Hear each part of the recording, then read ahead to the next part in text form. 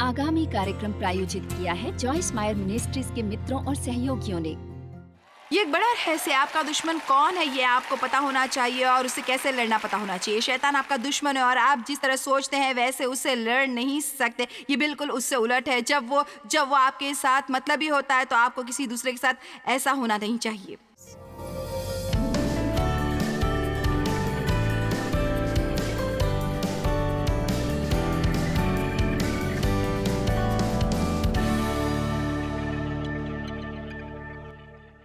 अपनी लड़ाइयाँ जीतने का तरीका सुनिए। अपनी लड़ाइयाँ जीतने का तरीका है कि समझो, अपनी आंखें खुली रखो। दुश्मन क्या करने की कोशिश कर रहा है उसे समझो। जिस तरह की प्रतिक्रिया वो चाहता है बिल्कुल उससे विपरीत उसे जवाब दें। अब मैं आपको कुछ बताती हूँ।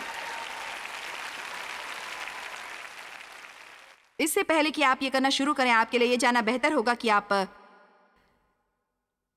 मसीह में कौन है। आपको ये जानने की जरूरत है कि परमेश्वर आपको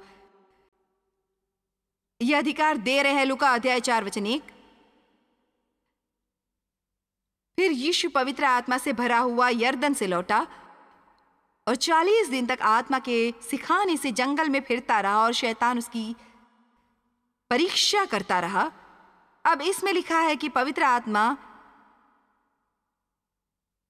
यीशु को इस स्थिति में ले गया जहां वो दुश्मन द्वारा आजमाया और परीक्षा में डाला जाता।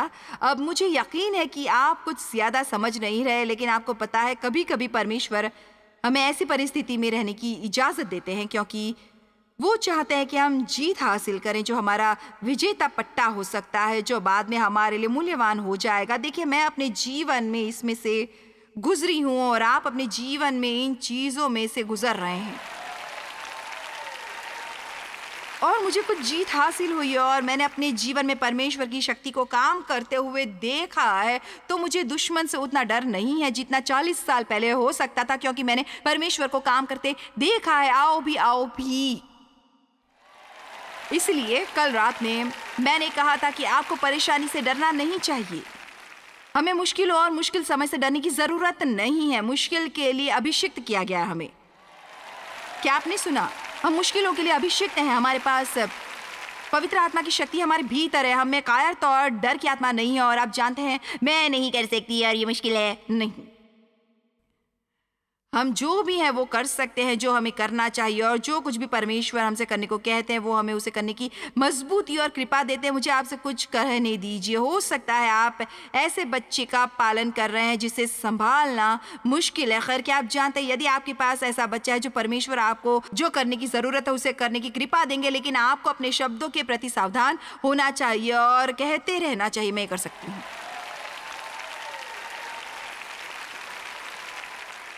तो यीशु वहां उस कठिन परिस्थिति में और शैतान उनसे बात करना शुरू करता है। वचन 3, और शैतान उससे कहता है और शैतान ने उसे कहा, यदि तू परमेश्वर का पुत्र है। उसमें से जो शैतान को करना अच्छा लगता है वो है आपको सोचने की कोशिश में लगाना। खैर, तुम्हें क्या लगता है कि तुम क्या हो जाओ? तुम्हें क्या लगता है तुम कौन हो जो यहाँ खड़े होके लोगों को बता रही हो कि शैतान पर अधिकार कर लो? खैर, तुम्हें क्या लगता है तुम क्या हो? खैर, तुम्हारे पास किसी बाइबल कॉलेज की कोई डिग्री नहीं है। तुम्हें क्या लगता है तुम कौन हो? वचन सिखाने के लिए परमेश्वर ने मुझे अभिषिक्त किया है। मैं उनकी संतान हूँ। मुझे परमेश्वर द्वारा बुलाया गया और परमेश्वर का अभिषेक मुझे वो करने का अधिकार देता है जो मैं यहाँ पर कर रही हूँ। मैं चाहती हूं कि आप जो भी परमेश्वर चाहते हैं कि आप अपने जीवन में करें, आप उसी चीज का विश्वास करें। हम परमेश्वर द्वारा योग्य ठहराए गए हैं, डिग्रियों से नहीं। चलो आज थोड़ा मजा करते हैं। तब शैतान ने उससे कहा, यदि तू परमेश्वर का पुत्र है। यदि मैं हूं, नहीं, मैं परमेश्वर का पुत्र हूं, तो इस पत्थर से कह कि रोटी बन जाए। यीशु ने तब शैतान से कहा। अब आप जानते हैं, मैं इस सब में समय नहीं लगाना चाहती, लेकिन हम 3 अलग उदाहरण देखते हैं जहां शैतान ने यीशु से कहा और यीशु ने शैतान से कहा, शैतान ने यीशु से कहा और यीशु ने शैतान से कहा। तो मैं आपको ये सिद्ध करने की कोशिश कर रही हूं कि यीशु ने स्वयं दुश्मन से जवाब में कहा तो यदि वो उसे वापस जवाब दे सकते हैं, फिर आप भी उसे वापस जवाब दे सकते हैं। चुप रहो शैतान, तुम मेरा जीवन चलाने वाले नहीं हो। नहीं, मैं पूरा दिन गुस्सा रहने से इनकार करती हूँ। नहीं, मैं पूरा दिन इस घर में बैठे रह के स्वयं के लिए खेद महसूस करने से इनकार करती हूँ। मेरे पास से दूर हो जा शैतान। नहीं, मैं अपनी दोस्त से ईर्ष्या करने वाली नहीं हूँ।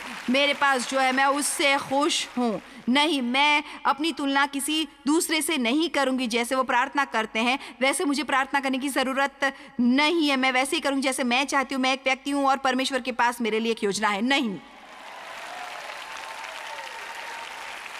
और मैं आपको ये बताऊंगी, यदि आप ये अपने घर में अपने एकांत में नहीं करते हैं तो फिर जीत में चलने में कोई भी आपकी मदद नहीं कर सकता। खैर देखा, मुझे उस पर इतनी तालियां नहीं मिली क्योंकि आप सोच रहे हैं। मैं आपको बताना चाहती हूँ कैसे हो रहा है ये। मुझे पता है ये ऐसा है। जब मैंने कहा यदि आप ये नहीं करते हैं तो आपको जीत नहीं मिलेगी। देखो, आप में से कुछ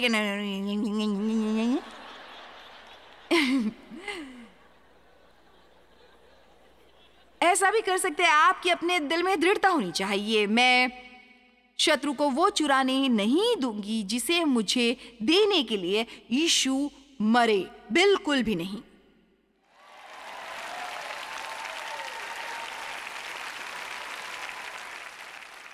पच्चीस साल पहले मुझे एहसास हुआ कि मैंने कभी भी वास्तव में अपने जीवन का आनंद नहीं लिया था, सचमुच नहीं। सबसे पहले मुझे काम करने का नशा था और मेरे सब तरह के अतीत के मुद्दे मेरे पास थे। और हालांकि तब तक मैं बाइबल सिखा रही थी, मैं वास्तव में नहीं जानती थी जीवन का आनंद कैसे उठाऊं।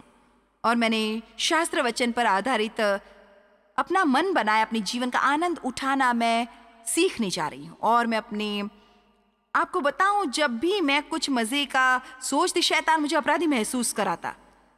मुझे याद है अपनी सीढ़ियों पर खड़े होकर ये कहना, चुप रहो, मैं अपने जीवन का आनंद लूंगी।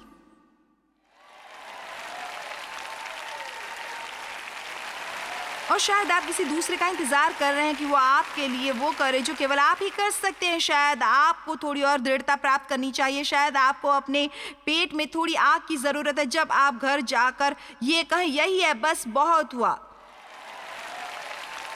एक बिल्कुल नए रवैये के साथ घर जाओ।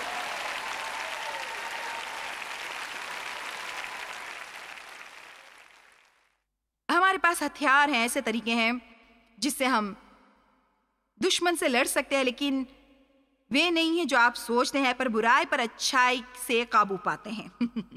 आपको आज ये समझना चाहिए, ये एक बड़ा रहस्य है। आपका दुश्मन कौन है ये आपको पता होना चाहिए और उससे कैसे लड़ना है ये पता होना चाहिए। शैतान आपका दुश्मन है।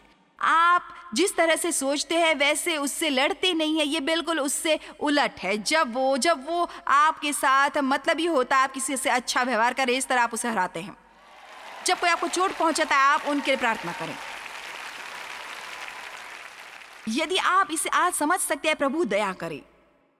अब स्तुति और उपासना दोनों लड़ाई के हथियार हैं। गाना गाते रहें, और अगर आप गाते नहीं हैं तो गुनगुनाएं। आप जानते हैं स्तुति क्या है? स्तुति मेरा मतलब है, ये शायद बहुत सी अलग अलग चीजें हैं, लेकिन जो यूनानी स्तुति के बारे में कहते हैं मुझे अच्छा लगता है। ये एक कहानी या ये एक कथा या एक कहानी जो आप परमेश्वर की अच्छाई के बारे में बताते हैं। तो स्तुति सिर्फ तभी नहीं होती जब हम इस तरह एक साथ आते हैं और गाने गाते हैं। स्तुति है जब आप किसी के साथ लंच कर रहे हैं और फिर से अपनी समस्या के बारे में बात करने की बजाय, आओ भी अपनी समस्या के बारे में बात करने की बजाय कुछ ऐसा ढूंढने की कोशिश करें जो परमेश्वर ने कभी आपके जीवन में किया है और परमेश्वर पर एक अच्छी कहानी कहें।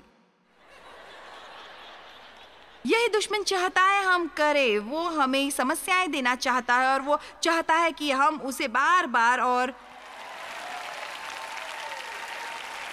दोहराएं। जब मैं ये कहती हूँ तो मेरा मतलब अशिष्ट होना नहीं है, लेकिन मुझे ये कहना होता है, बस अपनी समस्याओं के बारे में चुप रहो। मेरा मतलब है, हाँ, कभी कभी हमें किसी से अभिव्यक्ति और बात करने की जरूरत होती है, खैर करो। और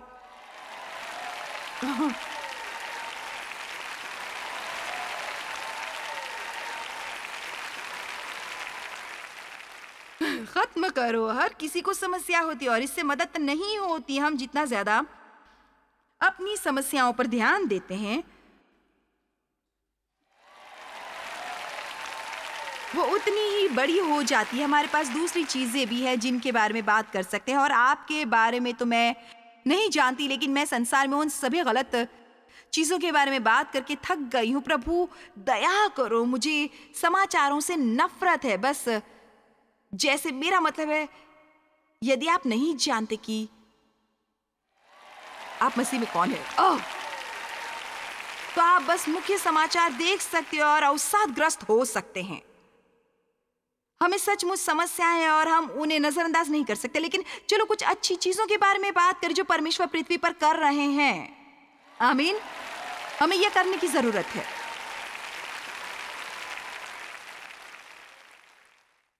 तो गाते रहिए।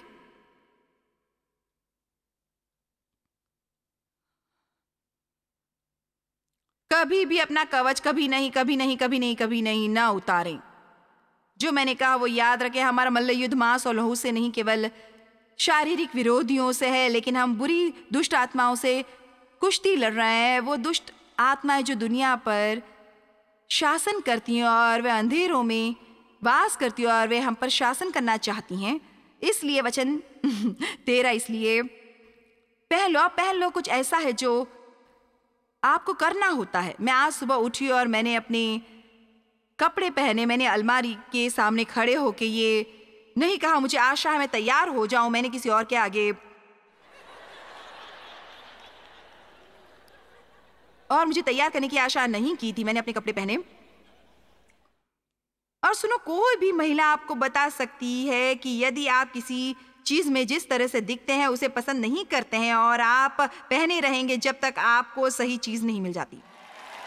और मैं आपको बताना चाहती हूँ कि एक विश्वासी होने के नाते कुछ चीजें जो हम पहनते हैं हम पर अच्छी नहीं दिखती हैं। मैं रवैये के बारे में बात कर रही हूँ। जब आप दिन भर बुरा सा मुंह बनाए रखते हैं तो ये आप पर अच्छा नहीं दिखता है। ये वो नहीं है जिसके लिए आपको बनाया गया है। आप खुशी और मुस्कुराहट के लिए हैं। और वो पुस्तक सीज द डे, पहन लो और उतार दो चीजों के बारे में ज्यादा है। ये मेरे लिए एक शक्तिशाली शिक्षा है। बाइबल में बहुत सी जगहों में ये लिखा है, प्रभु यीशु मसीह को पहन लो, नए मनुष्यत्व को पहन लो, शक्ति धारण करो, तुम जो भी पहनते हो सबसे ऊपर प्रेम पहनो। और आप जानते इसका मतलब क्या है? मतलब ये चीजें हैं जिन्हें करने का निर्णय हम जानबूझ के करते हैं। ये कवच के हिस्से हैं जो परमेश्वर ने हमें दुश्मन से लड़ने के लिए दिए हैं, लेकिन हम उन्हें हमारे साथ घसीट सकते हैं या उन्हें पहनने का निर्णय कर सकते हैं और वैसे लोग बने जैसा परमेश्वर ने हमें होने के लिए बनाया है।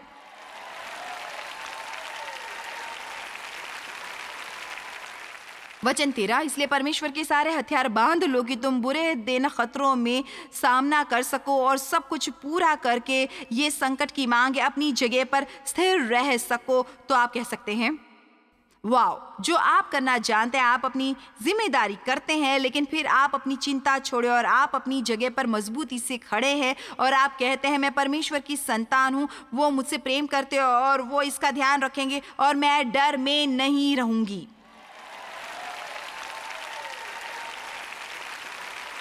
और यूं ही आसपास खड़े रहने और ये कहने से कुछ अच्छा होने वाला नहीं है। काश मैं इस तरह महसूस नहीं करता। ये करने की बजाय कहे मुझे परवाह नहीं मैं कैसा महसूस करता हूं, मुझे पता है वचन क्या कहता है। अब जानते हैं, यदि आपको इसकी जरूरत नहीं है तो मैं अपने आप को उपदेश दूंगी क्योंकि मुझे इसकी जरूरत है। अब जैसे ही तेजी से हम भाग रहे हैं, यदि आप कवच के इन भागों का अध्ययन करते हैं तो आप पाएंगे कि आपकी बैक साइड के लिए कुछ नहीं है। वो इसलिए कि परमेश्वर कभी हमसे भागने की उम्मीद नहीं करते।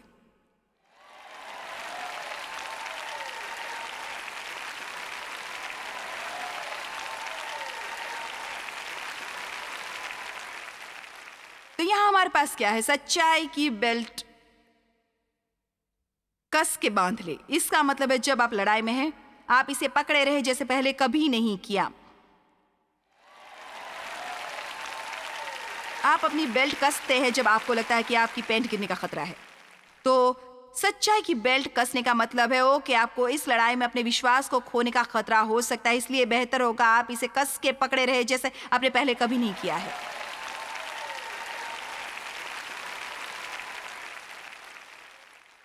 धार्मिकता का छाती का कवच पहन लो। जान लो कि आप मसीह में कौन हैं। जब शैतान आके आपको दोषी ठहराता है और आपको बताने की कोशिश करता है कि आप अच्छे क्यों नहीं, और आपको हर चीज़ याद दिलाता है जो आपने गलत की है, अब इसके बारे में परेशान होने की बजाय कर मुझे याद दिलाने के लिए धन्यवाद, ये बस मुझे याद दिलाता है कि परमेश्वर कितने अच्छे हैं। अपने अतीत को मेरे पास घसीटते हुए मत लाओ, क्योंकि परमेश्वर पहले ही मुझे बता चुके हैं कि वो मेरे साथ हैं। शांति के अपने जूते पहन लो। शांति के अपने जूते पहन लो। अपनी शांति को पकड़े रहो। शांति को अपना अंपायर होने दो। भाई, ये दुश्मन को पागल बनाता है जब वो आपको परेशान करने के लिए अपना सर्वोत्तम करता है और आप बस शांत रहते हैं। शायद ये करना सबसे चुनौती भरे कामों में से एक है। अपनी शांति पकड़े रखें। आप कहते हैं, खैर काश मुझे थोड़ी शांति मिल सके। खैर आप करते हैं क्योंकि यीशु ने कहा, मेरी शांति तुम्हारे पास छोड़ता हूं। उन्होंने हमें शांति दी है, हमें बस इसे दूर रखना बंद करना होगा। ठीक है? नहीं नहीं, मेरा मतलब है जाओ अपने आप को बाथरूम में बंद कर दो। जाओ और गैरेज में अपनी कार में जाके बैठ जाओ। कुछ भी करो, उससे दूर हो जाओ जो तुम्हें परेशान करता है, और अब अपने आप से बात करो।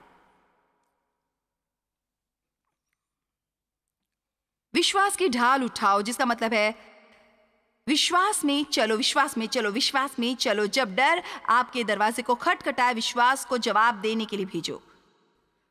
मुक्ति की हेलमेट पहन लो। बचने का सोचो।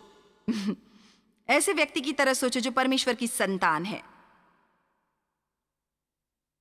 फिर आत्मा की तलवार चलाओ, जो कि परमेश्वर का वचन है। इसका मूल रूप से मतलब है कि मैं आपसे किस बारे में बात कर रही थी। परमेश्वर का वचन बोलो, वचन का उपयोग करो, वचन का विश्वास करो, वचन पर ध्यान करो। परमेश्वर का वचन एक हथियार है। अब हंसते रहो। आपकी हंसी एक हथियार है। आओ भी, परमेश्वर ने हमें हंसी क्यों दी? मुझे लगता है ये दिलचस्प है। उन्होंने हमें हंसी क्यों दी? क्योंकि वो चाहते हैं कि हम हंसें। हंसी एक दवा की तरह अच्छा करती है। अय्यूब 5:19-22, वो तुझे 6 विपत्तियों से छुड़ाएगा, वरन 7 से भी।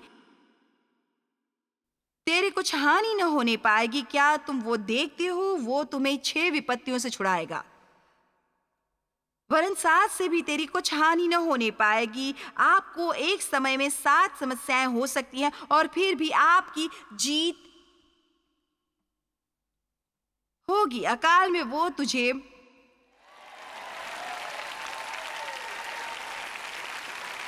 मृत्यु से और युद्ध में तलवार की धार से बचा लेगा। तू कवच रूपी कोड़े से बचा रहेगा। मुझे ये अच्छा लगता है। इससे कोई फर्क नहीं पड़ता कि लोग तुम्हारे बारे में क्या बात करते हैं। आप परमेश्वर की उपस्थिति में सुरक्षित रह सकते हैं। तू वचन रूपी कोड़े से बचा रहेगा, और जब विनाश आए तब भी तुझे भय न होगा। तू उजाड़ और अकाल के दिनों में हंसमुख रहेगा, और तुझे बनेले जंतुओं से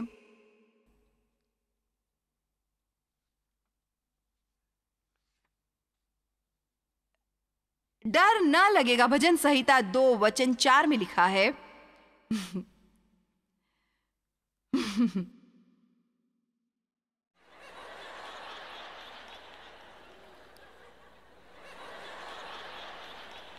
वो जो स्वर्ग में विराजमान है हंसेगा। भजन संहिता 37।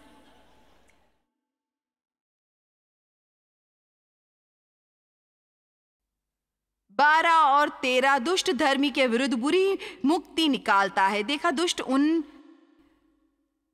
लोगों के विरुद्ध साजिश करता है जो धार्मिकता से जीने की कोशिश कर रहे हैं। शैतान उन लोगों के विरुद्ध साजिश करता है जो धार्मिकता से जीने की कोशिश कर रहे हैं। जब आप आगे बढ़ने के लिए कदम उठाने की कोशिश करते हैं और दुश्मन आपके खिलाफ आता है, तो आश्चर्यचकित न हो। दुष्ट धर्मी के विरुद्ध बुरी युक्ति निकालता है और उस पर दांत पीसता है, परंतु प्रभु उस पर हंसेगा, क्योंकि वो देखता है कि उसका दिन आने वाला है। नहमिया 8, ईश्वर की खुशी।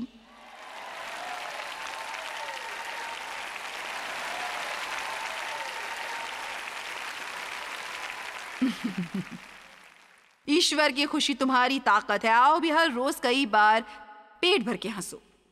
कुछ मजाकिया दोस्त ढूंढो। आप में से कुछ बहुत गंभीर है, आप इतने गहरे हैं, आपको ये भी नहीं पता कि आप कहाँ हैं।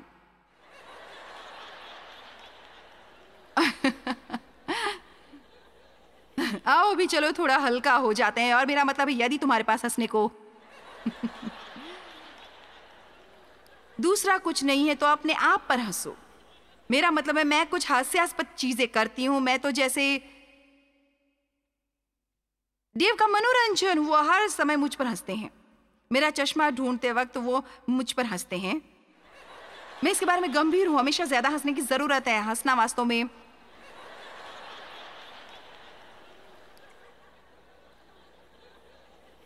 स्वास्थ्यवर्धक है और हम बस बहुत भावुक हो जाते हैं।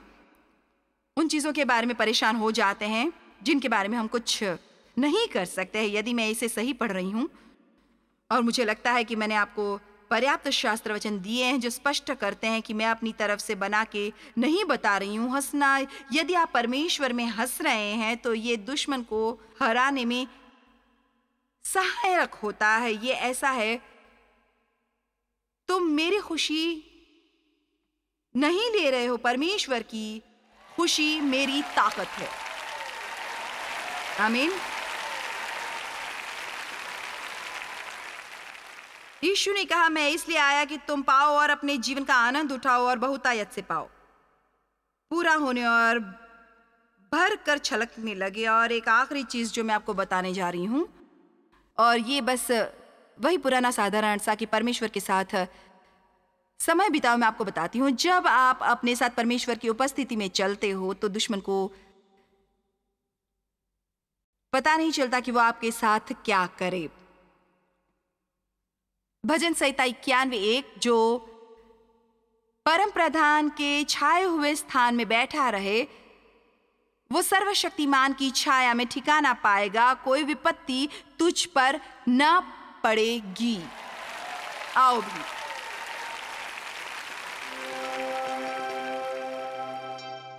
खैर, इस जीवन में हमेशा लड़ाइयाँ रहेंगी, लेकिन अच्छा समाचार यह है कि आप जीत में यीशु के साथ खड़े हो सकते हैं। आपका असल शत्रु कौन है, इसे अपने मन में रखें और परमेश्वर से जो आत्मिक हथियार आपको दिए हैं उनका इस्तेमाल करके वापस लड़ाई करें। जॉयस मायर मिनिस्ट्रीज में आप हमारे लिए बहुत ही कीमती हैं, जितना कि आप जानते हैं। हम आपकी सराहना करते हैं और इस सेविकाई को दुनिया भर में संभव बनाने के लिए हम अपने दोस्तों और सहभागियों को धन्यवाद देते हैं। हम साथ मिलकर भूखों को खाना खिलाते हैं, गरीबों को कपड़े देते हैं और कई देशों में सुसमाचार बांटते हैं। अपना प्रार्थना निवेदन भेजने के लिए कृपया आज ही संपर्क कीजिए। हमारे स्रोतों के बारे में और भी जानिए। जॉयस की सभाओं की सूची देखिए हमारे साथ सहभागी बनने के लिए, क्योंकि हम दुनिया भर में मसीह के प्रेम को बांटते हैं।